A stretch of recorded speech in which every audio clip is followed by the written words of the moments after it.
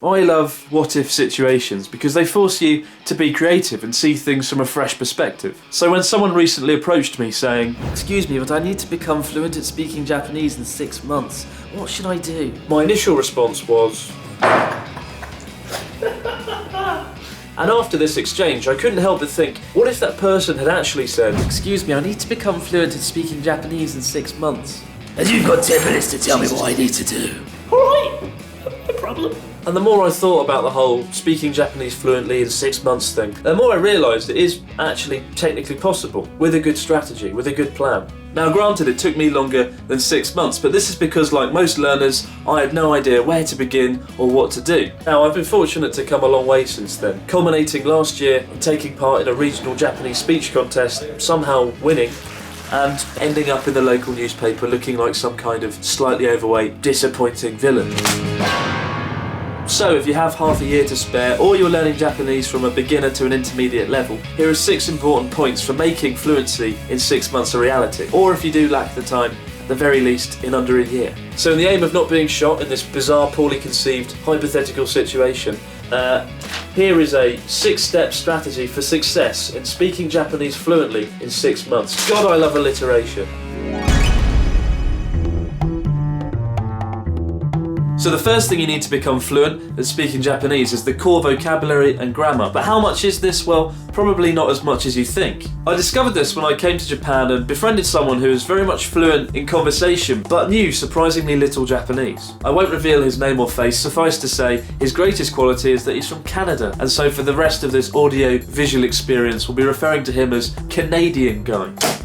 The Canadian Guy came to Japan having learned his Japanese from the popular textbooks Genki 1 and Genki 2, and then he just couldn't be bothered to learn anything more. Because admittedly, he found he didn't need to. He already had enough Japanese to be able to have good conversations with people. And after I'd finished using both books, I also found I knew enough to be able to have good, everyday conversation. But how much Japanese is that exactly? And can it be learned in 6 months? The books take you up to JLPT4 N4 level, which is around 1,000 words. And whilst the books do contain big scary kanji characters, they also contain hiragana and katakana, meaning you can progress through them without being held back by kanji. And as there are 22 chapters and 24 weeks in which to learn them, a rate of 1 chapter a week is more than manageable, with 2 weeks left over to learn hiragana and katakana if you need to. Now at this point, I expect everyone and their cat is shouting, 1,000 words in 6 months? It simply can't be done.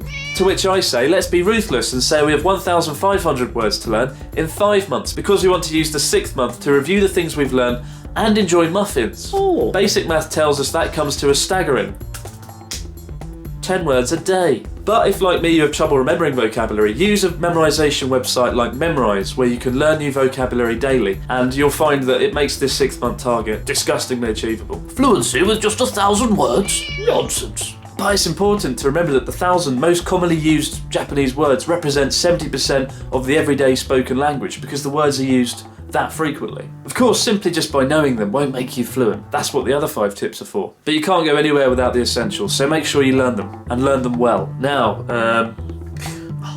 what was point 2? Conversation fillers are the words we use when we hesitate mid-sentence. So, you know, like... Ultimately, they have no meaning, but they still play a vital role during conversation. And then there's back-channeling, which are words that we use to show that we're listening in during conversation. Alright, yeah. And you'll benefit massively from using them when you speak Japanese, because not only will you sound more like a native speaker, but early on when you find it difficult to recall a word mid-sentence, you'll be able to use the filler to buy yourself time until you can remember the word. Example.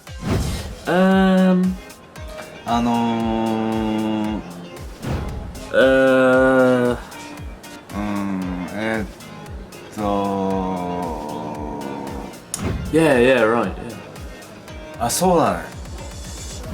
Oh yeah, I see, yeah. なるほど。なるほど。うん。 Oh, what is it? なんだっけな。なんだっけ。 And if you listen to a Japanese speaker, you'll especially hear the first 2. But get into the habit of using them early on, and not only will you sound more like a native speaker, but you'll feel more comfortable and natural when speaking Japanese. It's a small thing, but it does make a huge difference. うん。なんだっけ。Fairly obvious, once you've started learning Japanese, naturally, you want to start practicing and using it with native speakers of Japanese in conversation. And if you plan to be fluent in 6 months, you would need to speak to someone for about 1 hour every week. Do that and 6 months is completely achievable. So find a conversation partner or a Japanese teacher and you'll be fluent in no time at all. Yeah! Oh wait, there's literally no native speakers of Japanese outside of Japan.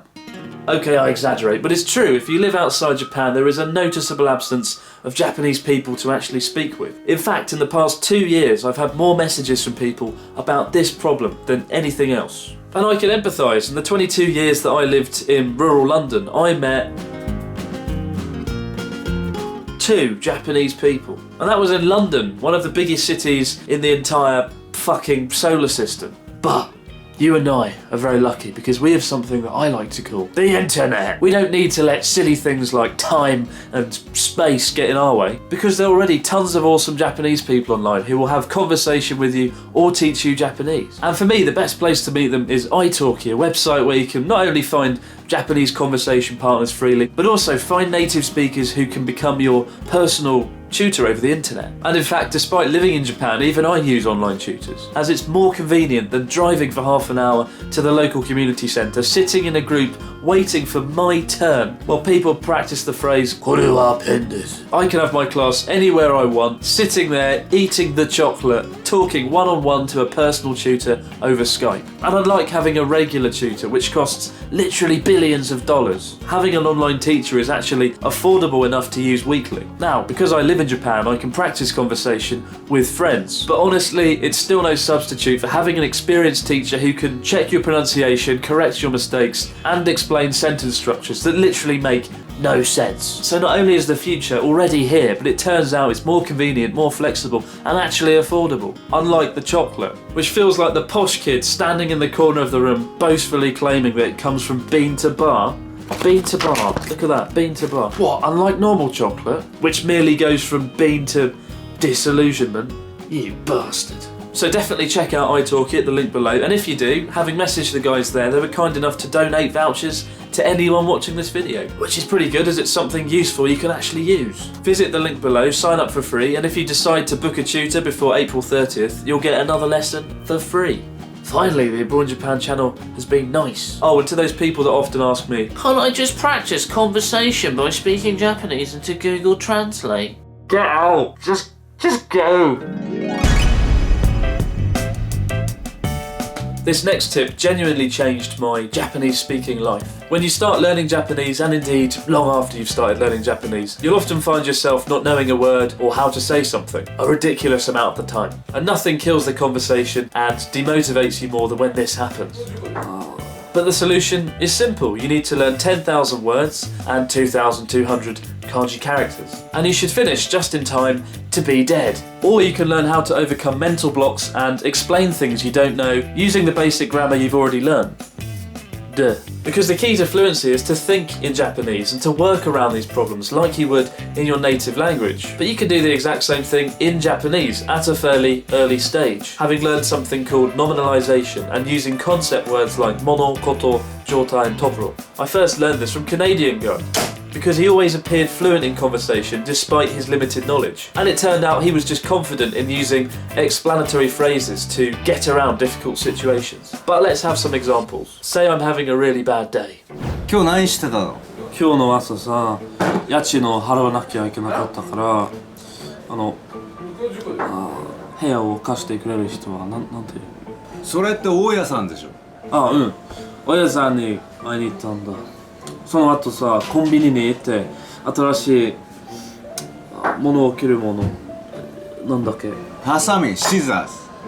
ああ、そうそうそう、ハサミを買った。午後に静かな場所で勉強したかったから、本を貸し出すところはなんだっけ？それって図書館でしょ。あ、そう、図書館に行ってきた。図書館では何勉強したの？なんだっけ？綺麗な字を書くことを勉強していた。あ、書道。Calligraphy. Yeah, calligraphy. Yeah. And for the record, don't worry, our conversations aren't usually that shit. Change your thinking in this way and become fluent at problem solving, and you'll find a way to explain anything, even with a limited vocabulary. You'll find it makes a big difference to your overall confidence in speaking Japanese, particularly after you've been able to describe concepts like communism, having only used words like everyone and salad. Damn, I've got about a minute before I get shot, and I need a watch. Another tip for getting around those frequent mental blocks is synonyms. Early on, one of my biggest problems was if I couldn't recall a word, I would spend ages trying to recall it rather than move around it and find a different way of saying it. And this just led to frustration and breaking things. But the trick is to get into the habit of quickly switching and thinking up a different way of saying it. For example, if you want to say he's tall but can't remember the phrase seiga takai, switch to an alternative and say he's big or he's not short. It takes a few weeks of practice to become good at this, but when you get into the habit of doing it, you'll save yourself a lot of time and stress. And finally, number 6, the most important tip, but probably the most difficult. Early on, it becomes so easy to switch back to your native language if you can't think of the word or what to say. And I would do this even if I knew full well that the other person couldn't even speak English. But this problem has continuously plagued me, that I switch back to English rather than stick it out and use the Japanese I know. I think one of the biggest reasons for this is that it feels like you have to let part of your personality go because you don't know how to say colloquial phrases that you would say in your own native language. And it can be really difficult, especially if you're an egotistical, terrible person like I am. But if you don't get rid of this problem early on, it will always hold you back and stand in your way. Rather than thinking in Japanese, you'll just give up and revert back to your old language. Forget your native language. If you can't say it in Japanese, don't say it at all. Just move on. And conversely, the more you speak and use the Japanese you'll know, the more you'll realise that you know a lot more than you think. And that's it. 6 tips, 6 months. If you do all of these things, then you can be fluent in 6 months. And whilst being able to read, write or listen to Japanese is awesome, being able to speak it with native speakers is where the real rewards lie. And if you do plan to do this, well, send a message over the Facebook page, as I'm keen to hear how you get on. But thanks for watching and good luck. Done. Now can I please finish my dinner? Good job. Oh, and lay off the fried chicken.